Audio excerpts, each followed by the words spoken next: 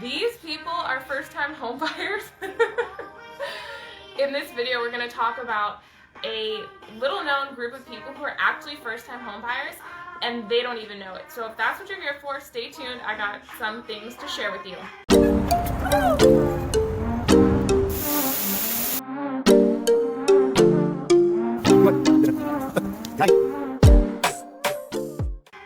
This is Hal Byrd, realtor with eXp, and I love talking to people who are moving within, moving to, relocating within the Pacific Northwest. So if you are someone who is relocating or know someone who is, make sure to shoot me a call or a text at 360-818-4438. So let's jump right in. Like I said, we're talking about first-time homebuyers, and specifically a group of people who don't even realize that they're actually first-time homebuyers. So I'm going to tell you what those people are, who they are, and then we're going to talk about what the relevance is to being a first-time homebuyer and the programs that are available. And we're going to do this all in the next 5 minutes or so, okay? Short video for you guys, because I know your attention span is not as long as it used to be. So... So this group of people are people who have owned in the past, and you would think, I've owned a house before, I'm not a first-time home buyer, but if you haven't owned a residence or a property in the last 3 years, you're considered a first-time home buyer. And I know people, I've spoken to people who owned houses, let's say like pre the Great Recession, and maybe lost their home during that time and have been renting for the last 3+ years. They don't think that they're at all first-time home buyers. They're like, I owned a home for 20 years. I've owned multiple homes in the past. And yes, but from the standpoint of getting a loan, you are considered a first-time home buyer. And that's exciting and relevant because it opens you up to programs that aren't available to everyone. So more options are always better than no options. So the fact that you have the option to use these programs is great. Part of those programs means that you can qualify with a lower credit score. So maybe after the Great Recession, maybe you went through a bankruptcy, maybe you had collections, maybe there's, things on your credit that make it less than ideal. You can those programs allow you to qualify for a mortgage even with a lower credit score than typically what most people assume.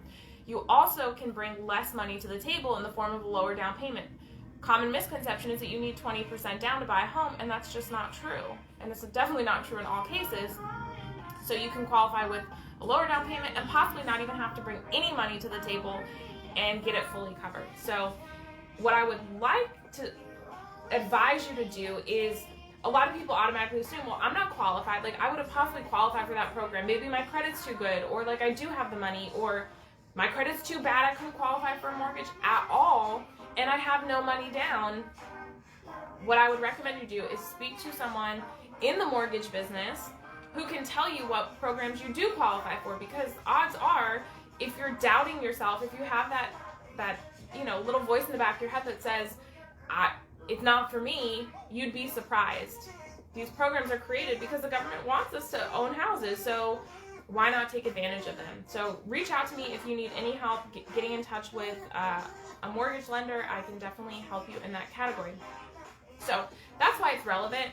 And then the programs that opens you up to are things like government-backed loans, so FHA loans, which aren't only for first-time home buyers, but typically they're marketed to first-time home buyers because of the lower down payment requirements and the lower credit requirements. So that's definitely something to keep in mind. It also opens you up to down payment assistance programs. So there's multiple programs between Oregon, Washington, depending on what state you're in. It's going to vary a lot.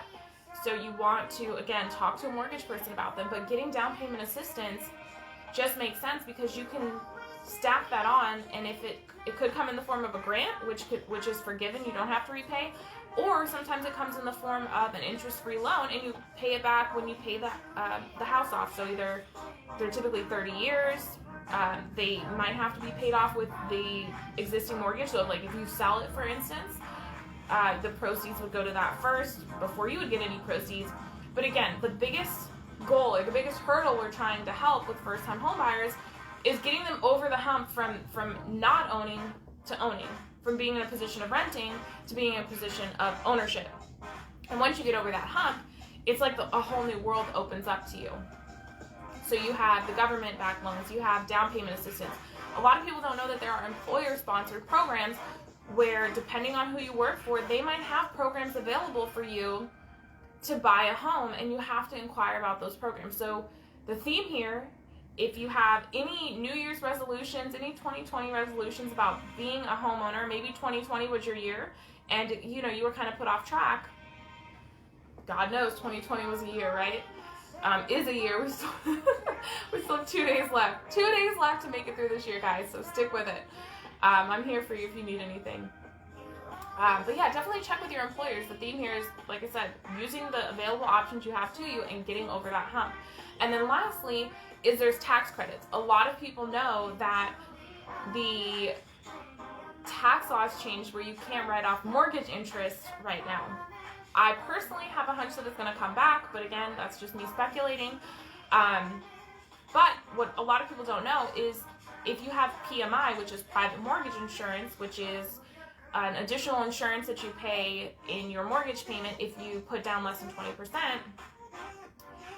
that PMI insurance can be written off. So there's still tax advantages, and 40% of all mortgages on the purchase side have PMI. So that's almost half of mortgages are going to have PMI, and that is a tax write-off.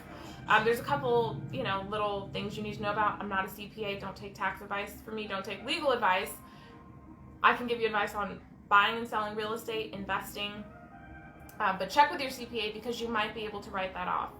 And that's a big one. So those are some of the advantages to being a first-time home buyer.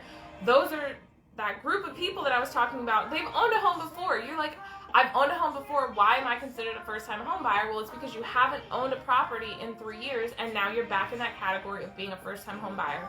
So if you find yourself in that category, I would love to speak to you about getting you back in an ownership position because you already know the benefits of home ownership. You probably wish that you were building equity right now instead of paying rent. So let's use 2021 to create some momentum. I'm putting together a program. It's called our Own It program here at Hal Byrd, giving you the bird's eye view on real estate for 2021. So reach out to me if you want to be in that program to get tips on DIY credit repair and getting into these programs and taking advantage of down payment assistance. I'm going to be working with a special group of buyers who have the goal of getting into homeownership in 2021. So if that's you, definitely reach out to me. And again, if you know anyone looking to move or relocate to the Pacific Northwest, make sure to reach out to me. I'd love to chat, and totally no pressure. Just answer any questions you have. Tell you if you should live on the east side of Vancouver or the west side. So whether it's, I love Southwest Washington. So whether it's Vancouver, Ridgefield, Battleground, Camas, Washougal, those are some of the areas that I love, absolutely love, and I love to chat with you about them. So until next time, make sure you like, subscribe to this video. If this applies to anyone you know, make sure you send them this video. And I'll catch you guys next time. Bye for now.